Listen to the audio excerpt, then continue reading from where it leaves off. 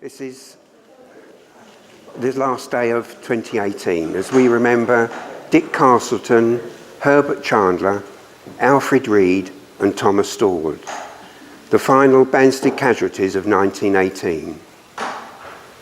My name is Alan Clark and I'm joined by my two colleagues Liz Grover and George Harcourt Vernon for today's service.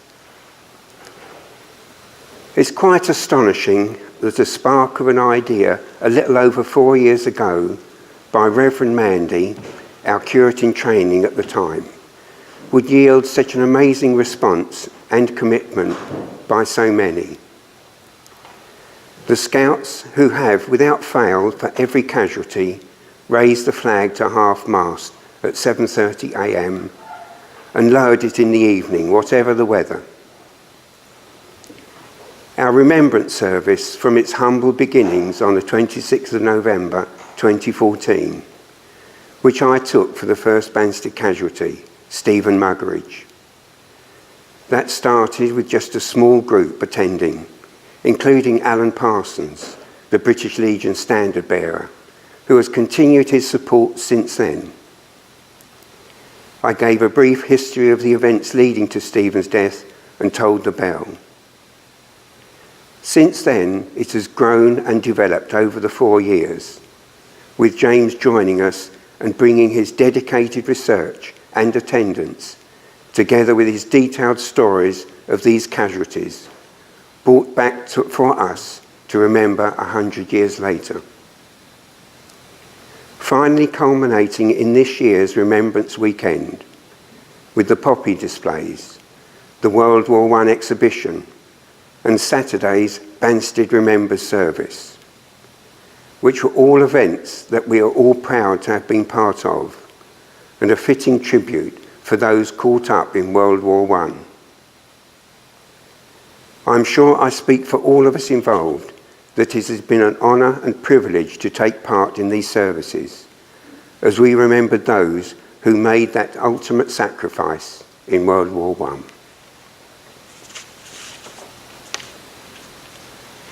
There will now be a poem read before the bell tolling at 12 noon, after which James will tell us the stories of these four men. We will then conclude with the prayer service. This is a poem by Jimmy Howcroft, who was an airman who fought in the First World War over the trenches, as did my father, and their chances of surviving were actually less than those of the men who were fighting down below. And he wrote this on Armistice Day, remembering all his comrades who they were going to miss so much in the years to come.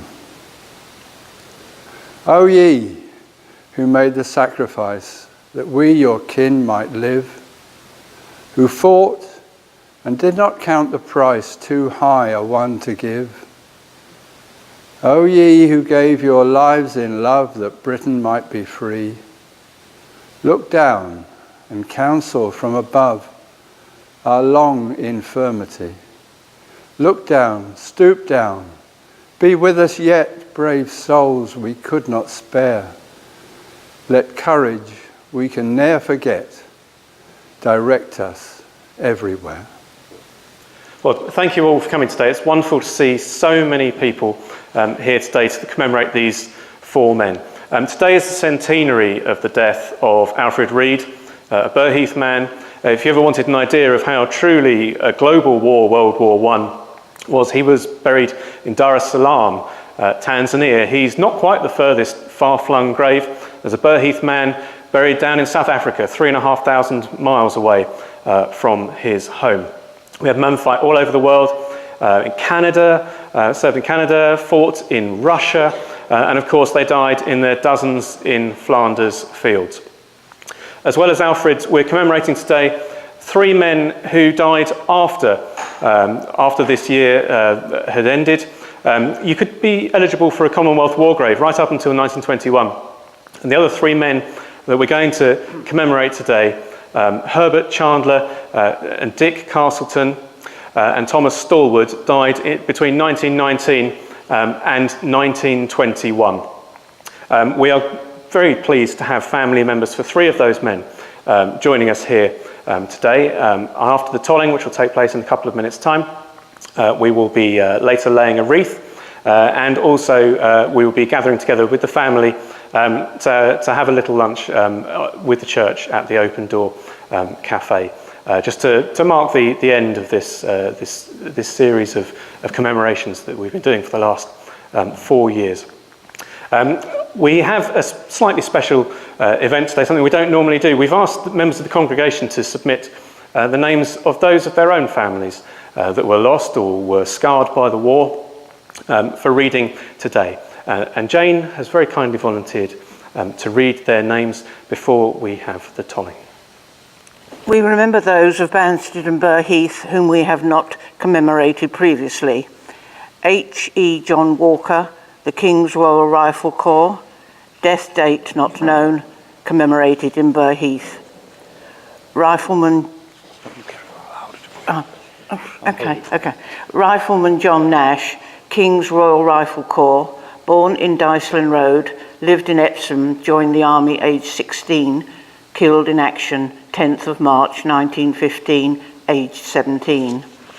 Sergeant Alfred Clark, Prince of Wales' own West Yorkshire Regiment, born at Memory Cottages, lived in Lewisham, died of wounds 14th of March 1917.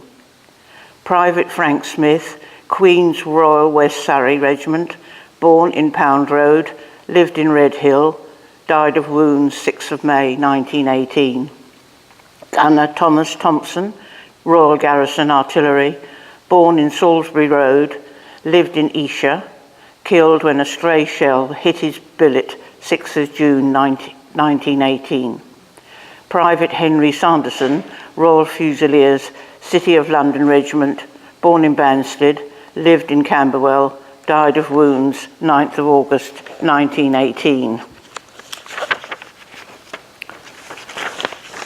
We remember all those who are dear to our hearts and in our thoughts especially.